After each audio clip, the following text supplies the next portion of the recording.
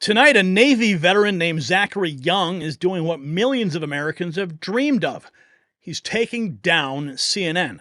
When a Florida judge ruled that Young could seek punitive damages, it wasn't just a legal decision, it was the beginning of the end for the most trusted name in news. But here's what they're desperately trying to hide. This is not an isolated incident. From Kyle Rittenhouse to Nick Sandmann, CNN's empire has been built on a foundation of lies. Now, as Alisyn Camerota jumps ship and ratings plummet to historic lows, one question remains: are we watching the final collapse of America's propaganda machine? And now, in today's digital battlefield, your devices face unprecedented threats. Malware attacks have exploded by 643%, with millions of Americans falling victim every year. That's why I trust VirtualShield Antivirus Pro. It's not just protection, it is your digital fortress, scanning every file and blocking dangerous websites before they strike. Plus, you can secure all your devices, Windows, Mac, and Android, under one powerful shield. Don't wait until you're hacked. Visit virtualshield.com/nextnews and get up to 75% off during their Black Friday special, plus a 7-day free trial. Protect your digital life today. Also, new news here at Next News Network. You can elevate your Next News viewing experience. Our 3-tier membership program, Operative, Commander, and Sentinel, awaits patriots seeking next-level engagement. Check it out. Hit the join button below the video. All right, now let's take a look here. This was actually published on June 24th, but it gives us some really good background into what happened today. Okay, Zachary Young, look at this. Zachary Young is seeking damages that could exceed $1 billion for a story that aired on CNN on Jake Tapper's show. Listen to this. It's very. Give us some of the details of this, because there, it's one thing to smear Joe Blow and some other Politico, but these were people who I think were acting in a heroic manner, an organization that was extracting people after the disastrous withdrawal from Afghanistan. Can you fill us in? Yeah, my colleague Nick Fondacaro has been doing tremendous reporting on this. You know, he's a story out today at Newsbusters, and he'll have more coverage here throughout the week as we get closer to the debate.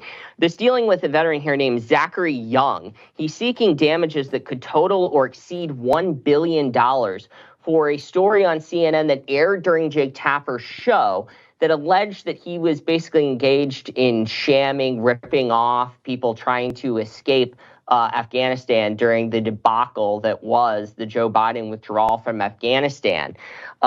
During discovery, which was granted by a judge down in Florida, they found text messages between correspondent Alex Marquardt, who had the story on Jake Tapper's show, and other producers that a lot of expletives, saying that they were going to nail this guy, when really that wasn't the case at all. In fact, this guy's clients included competition of CNN, people like Bloomberg that helped extract people from Afghanistan, saying that he was really ripping people off when, again, he wasn't doing anything of the sort. It's so damaging that a story that ran on Jake Tapper's show did not get a web version. You know, a lot of these segments that are on television then get uploaded to the network's website as a separate blog, an article, and video, just trimmed to that segment. That wasn't the case in this segment because the editors at CNN.com knew that this was bad. They even in discovery admitted that it really didn't answer the question of whether he scammed anyone. Yeah. So when you put a chyron on CNN saying Afghans trying to flee black markets, exorbitant fees, no guarantee of safety or success, and you're talking about someone who's not doing any of that, that sounds like defamation to me. And as you point out, Mr. Young here is not a public figure. He's not a member of Congress. He's not you or I. He's a private citizen living a private life. Obviously, in defense military contracting, it's very much under the radar. So for them to make these claims publicly about him and only give him a few hours for comment, whereas we gave CNN days to respond, which they did not, shows that, you know, they really had an axe to grind with this private citizen. And as Nick has reported in our piece at Newsbusters, it has caused tremendous financial and emotional damage to Mr. Young. $1 billion is what we're talking about here. Oh, yes, CNN is on the hot seat. But who can remember this? I mean, this is all, they are attacking everybody.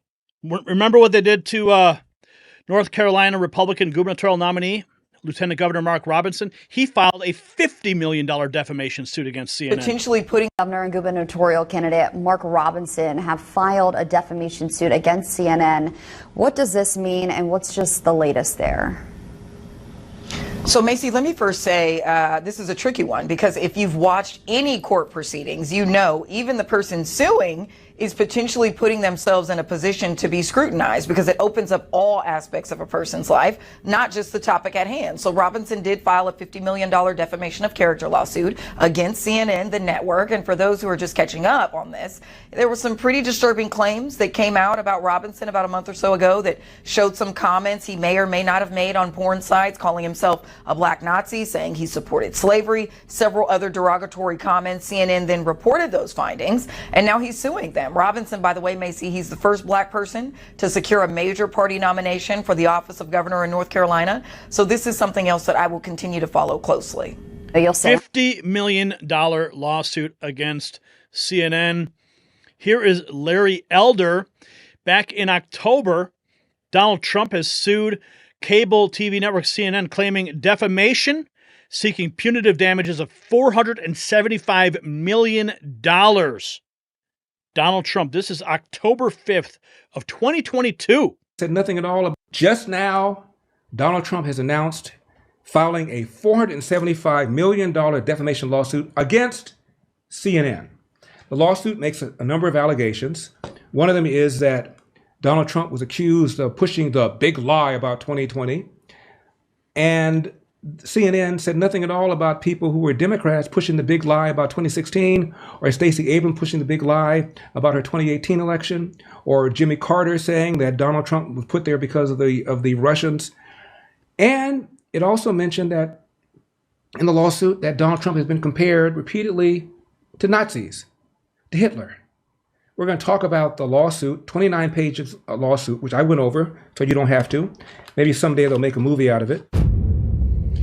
So CNN, you guys know this. They've got a history of making up news. But what about this one? Remember this? The Covington Catholic student.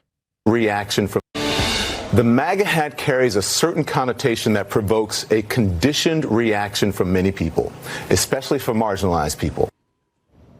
Marginalized people, says the CNN host, suggesting he's one of them, right? Well, a year ago, CNN played a leading role in vilifying the boys of Covington High School. Their crime? Standing in place while an extremist religious group and a man pounded a drum harassing them. They did nothing wrong, but it didn't matter. CNN and many others tried to destroy them.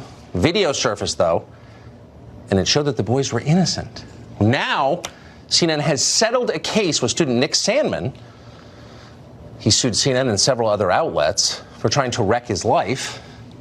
CNN has agreed to settle. We don't know how much the amount is for, but they're not going to have to disclose any of the internal communications about the story. Wow. Which is kind of a shame. So we're not really going to know what the internal deliberations were unless someone else who is vilified by CNN decides to sue. We're not encouraging that. We're just saying, if you wanted to know how exactly CNN decided to destroy the lives of totally innocent high school students from a Catholic school in Kentucky over a totally fraudulent, made-up story, you'd have to sue them again. But it looks like Nick Sandmann has gotten at least part of what he deserves from CNN. I think he also sued the Washington Post. Anyway, we're going to continue following that story.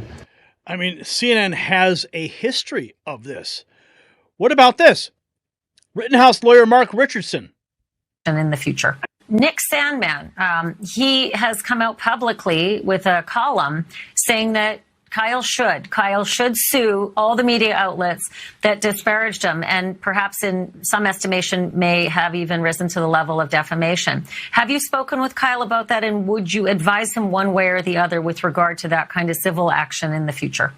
I am not a civil lawyer. I am a criminal lawyer. So I do not advise on topics like that. I can say this, that when I got involved in this case, and there were a couple of other prominent lawyers who were involved and trying to make some calls. And, I said, look, all of your, riches and civil lawsuits are going nowhere if this kid gets found guilty of anything. So let's worry about what's important.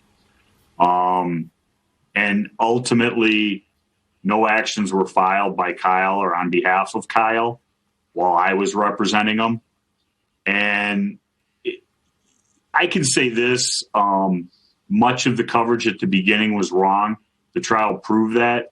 But just in the last 2 weeks, you know, people might not believe this, but I watch MSNBC, CNN. I'm not a big Fox guy. And, you know, when I hear Joe Scarborough saying that my client shot his gun 60 times, that's wrong. When I hear some, you know, guest host on the Joy Reid say that my client drove 4 hours to go to a riot with his AR, that's wrong. It's false. And it makes me angry that they can't take the time to at least get the generic basic facts correct. And because it didn't fit in the story that they wanted to tell. Thank you. And that's exactly why the fake news is dying. That's why MSNBC is on the chopping block. Oh, did you hear about this?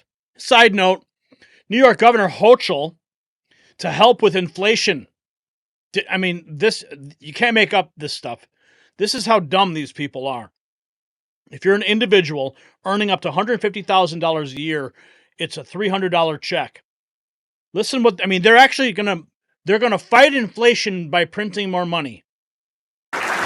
In my budget next month, they will send you a check to buy your groceries for a month or whatever you want to spend it on. And if you're an individual earning up to $150,000 a year, it's $300. What does that look like? All right. How about that for individuals? Oh my goodness. What an absolute joke. These people are delusional. They are absolutely delusional. Okay, 12 hours ago. This never should have been brought to trial. Lord knows if a mentally unhinged guy who'd been threatened passing. Okay, so this, I want to bring this up too, because we do need to talk about this because, Daniel Perry, he was dragged through the media as well. And now, thankfully, he's been found not guilty. Slaughter. Breaking news. The jury has reached a unanimous verdict in the case of Daniel Penny. He's been found not guilty on the charge of criminally negligent homicide. Now, remember what was at stake here. The jury could not agree on manslaughter. They failed to agree twice. The judge gave them another bite at the apple on this lesser charge, negligent. They now say not guilty. What does this mean? Let's first go to reporter C.B. Cotton, who's outside the courthouse, to find out how this has played out. Now, I hear an immediate melee of protesters, C.B. Hi, Harris. That's right. Protesters are pretty upset. There's a large crowd of them out here next to me. You can hear them rattling the police barricades, saying no justice, no peace. And what they're yelling now follows a series of threats that they hurled earlier as the defense walked in with their client, Daniel Penny, telling the defense team that Daniel Penny can have no peace here in New York if he's found not guilty on this lesser charge, criminally negligent homicide. And from what I can hear right now, they're repeating those threats. They are very angry. Harris, I also want to mention there were a couple people here this morning to support Daniel Penny, but the anti-Penny crowd far outweighs them, and they seem pretty upset. We're seeing police officers come out here in droves to try to keep the two groups separated for now. But I'm looking at our notes from the courtroom, and it seems like this is the first time we've seen some real emotion from Daniel Penny. His attorneys told me this morning that this trial has understandably taken a toll on him. He's been spending time with family and friends to try to stay calm. And our courtroom reporter telling me for the first time she sees him visibly smile, now hearing that jurors have decided he is not guilty of criminal. Thank God. He's been found not guilty, but I'm sure he'll be reviewing all the footage. Here he is after the fact. Gunther Eagleman says he needs to get out of New York. Daniel Penny speaking to, for the first time.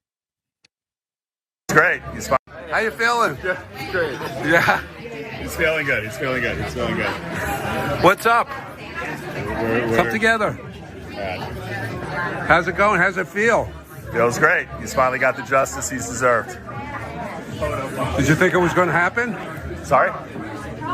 He's like, I don't want to be near these cameras. We think that this should have happened probably on day one, but the point thing is it happened. So, Kyle Rittenhouse, 8 hours ago. I understand better than most anyone the joy Daniel Penny's feeling right now. Today's verdict speaks for itself. The jury got it right. I pray Daniel gets to decide the direction of his life, not the media or the bad actors. He deserves to live the life he wants to live, which goes back to the original point of this entire segment, is how the media drives these narratives and destroys people's lives. Raheem Kassam, CNN faces giant lawsuit after defaming the Navy veteran. Judicial proceedings are set to continue. More bad news for CNN. Oh, and then, of course, we have Rosie O'Donnell says she thinks she has herpes, and then she blasts MAGA. I'm going to spare you anything she has to say. Here we have, okay, and here's Alisyn Camerota. This was unexpected. Before we go on this busy news day, I want to take a moment to share some personal news. So she is already jumping ship because she knows CNN is sinking fast.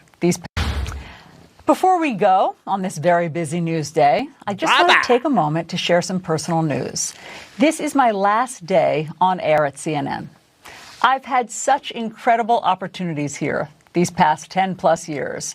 I've interviewed presidents and heroes and extraordinary people, the kind of peak career experiences that I had dreamed of since I was a teenager. The journalists at CNN are the very best in the entire news business. And it's been an honor to have been their colleague. The best. It's also an honor to have been in your homes this past decade through some of the biggest stories of our lifetimes. I'm always touched when a viewer comes up and tells me that I helped them get through these challenging times. So I look forward to doing much more of that with you. Please follow me on Instagram at Alisyn Camerota for updates on where to find me in the very near future. How about not? When this news broke, I said on my ex account, I said, yeah, she's probably going to start a podcast. Yeah, that's what everyone's doing now because they realize that's where it's all going. Now check this out. This is great, okay? MSNBC guest Molly Jong-Fast claims that legacy news needs to report on Trump differently this time around or people will stop watching the networks. MSNBC in particular is at a 20-year low on viewers. The American people already see past their lies. X is the new media now. These policies. Crimes. You wrote that we, the media, need to cover Trump differently this time, that everything cannot be a five-alarm fire, or at some point people are just going to stop. They're going to turn it out, right? They're just going to tune it out. Right. Was there anything in this interview that did seem like a five-alarm fire? And where does the focus need to be, not just for people reporting on this administration, but for Democrats who are trying to push back against some of these policies? Yeah, that's a really good point. Look, for sure, there are definitely things he said in this interview, like, the stuff about Liz Cheney that's really scary and that is really not a norm, a Democratic norm. For sure. But, we are in this period right now before the administration, and this often happens when there's a little bit of a lull. So the focus probably should be on reporting about these cabinet nominees and sort of, vetting them, real reporting about them, which we're seeing in real stories come out. And that kind of stuff, I think, is really, really helpful and important. And we see reporters, that's the thing. It's like there's a lot of criticism of the mainstream media right now. But and I'm on the opinion side, so I don't even have a horse in this race. But reporting is so important, and we're seeing such good, important reporting, stuff that we would otherwise not know about. And, if you want to stop corruption and you want to keep the federal government in line, the best thing you can do is have reporting, read reporting, have that sort of sunlight as the best disinfectant. So that's a really important norm, and that's a really important way to hold power to account. So, places like ProPublica, and that kind of stuff is actually quite expensive because you need to pay for lawyers and you need to have fact checkers. And can be really unsexy sometimes. Going through reams of documents is like not, it's a hard sell sometimes. Yeah, doing your job is a hard sell. Oh my goodness. The anchor in that report, I mean, her face told the whole story.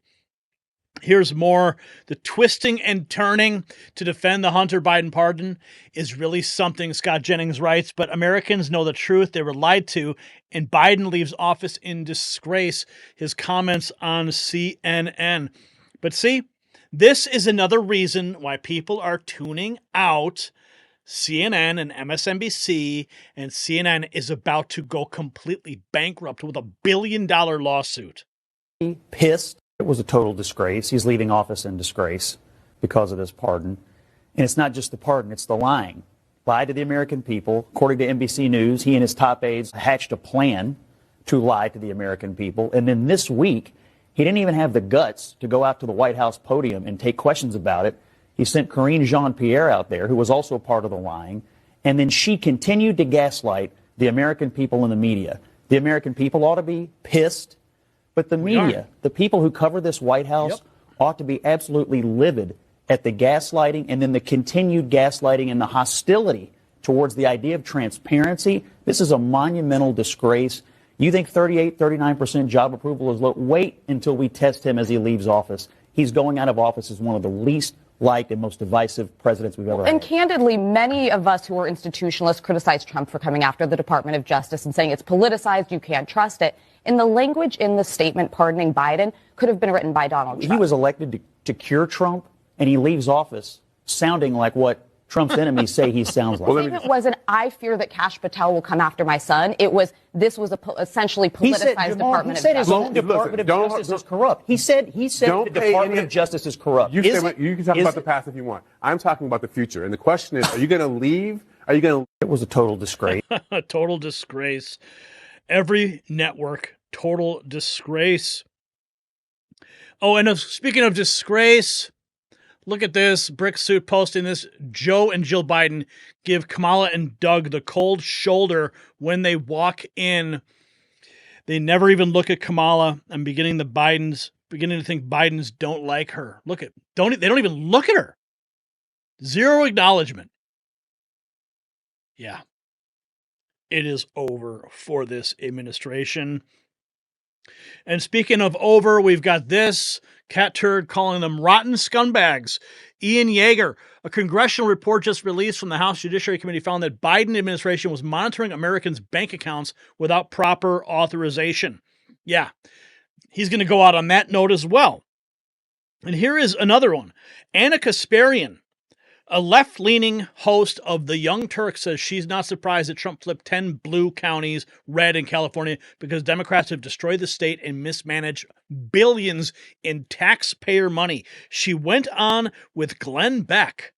Okay, here is another leftist who is starting to see the light, and it's fascinating to witness. More and more, I can definitely be honest about my own flaws and my own mistakes because I bought the mainstream media narrative that there wasn't a migrant crisis.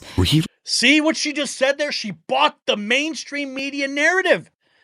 She bought it. The mainstream media is the problem, and she's waking up to it. And that's why CNN's going to go bankrupt.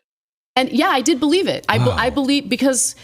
Look, I was an idiot because, I mean, who do you trust in today's media landscape, right? There's a lot of liars out there. Yeah, and when it comes to mainstream media, the fact of the matter is they do play defense more and more for the Democratic Party.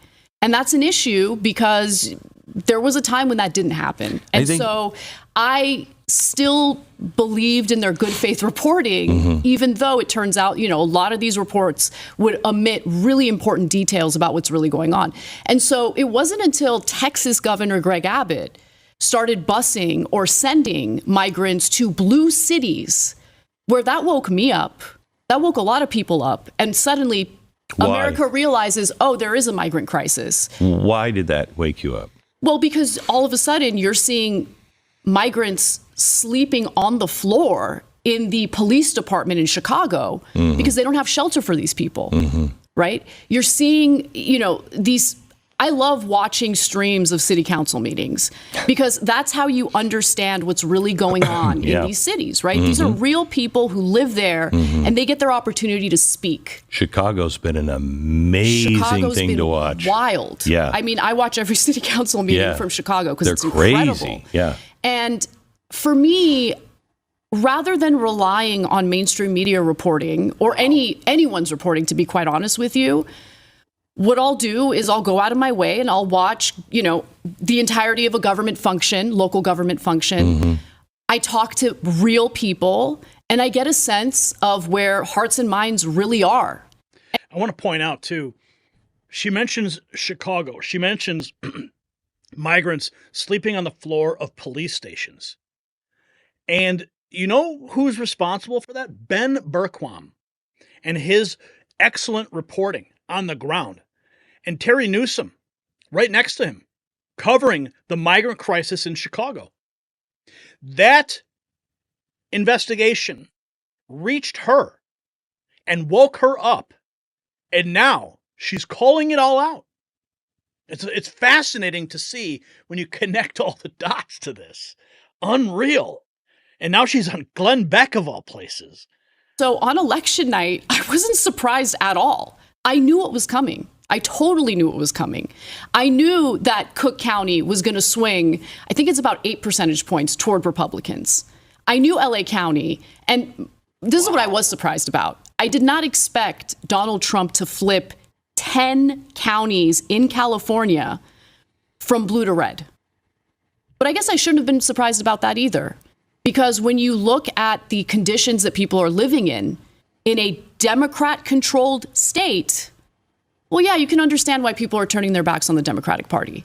You can understand why people are frustrated at the corruption, at the loss of $24 billion that was allocated to help the homeless, when homelessness only exploded during that time, and that money is now unaccounted for.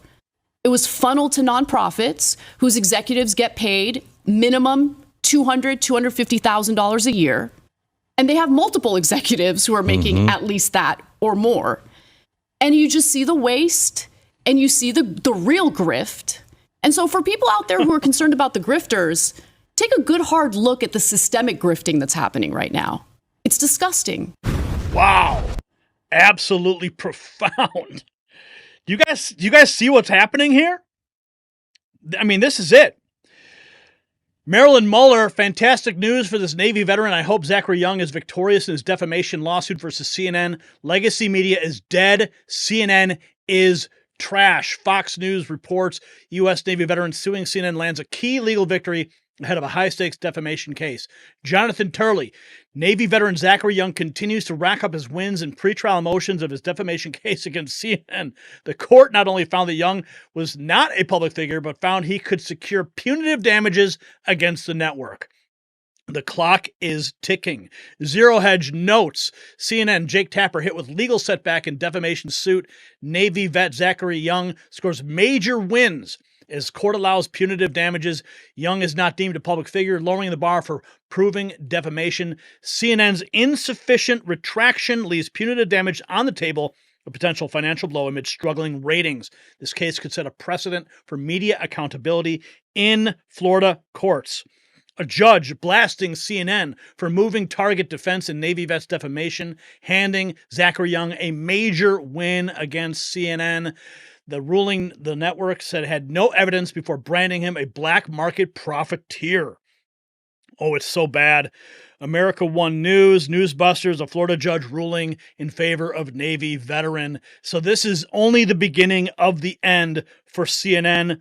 Here's more. Kamala's deputy campaign manager, here's another point, admits the mainstream media and Hollywood are the amplification ecosystem for the left. Listen to this. This is like, for the left, our amplification ecosystem is the mainstream media in Hollywood. And the mainstream media in Hollywood, A, don't really mess with us, or don't really, they're not like actually allies. And they're not where these voters who don't want to pay attention to politics are. Like, we're sitting here at Harvard at a big event with the mainstream media, and this is like, voters out there that we actually needed to reach are not seeing this at all, and they're not seeing mainstream media at all. And I think fundamentally we have a mismatch between the amplification engine of the left and the media of this moment, which is increasingly alternative, anti-establishment, all that stuff. And so that presents a real issue for us as the party of institutions at a time when people really hate institutions. For the left, I mean, like, I just listen to him again. Listen to the beginning. I mean, this is Kamala's deputy campaign manager making this admission at Harvard. Our amplification ecosystem is the mainstream media in Hollywood, and the mainstream media in Hollywood, A, don't really mess with us, or don't really. They're not like actually allies, and they're not where these voters who don't want to pay attention to politics are. I mean, the fact that he's bringing this up. Fixie Clary, Anna Kasparian talking with Glenn Beck. What timeline am I in? This election has been mind-blowing. My friends, I mean, just watching all these things, connecting all these dots, it is fascinating to witness. Now, the implications of Young's victory stretch far beyond one lawsuit. As CNN faces potential financial ruin, other mainstream media outlets are trembling. But here's what everybody should be asking in the comments. Is this the beginning of a larger awakening? I mean, look at Anna Kasparian, right? Will other Americans follow Young's lead and start holding these media giants accountable for their lies? Patriots, while CNN crumbles, show your support for real news with our explosive MAGA Avengers collection at the new Next News merch shop. Our limited edition series is making waves across the nation. The mainstream media hates these designs because they expose the truth, so head over to shop.nextnewsnetwork.com before they try to cancel this collection.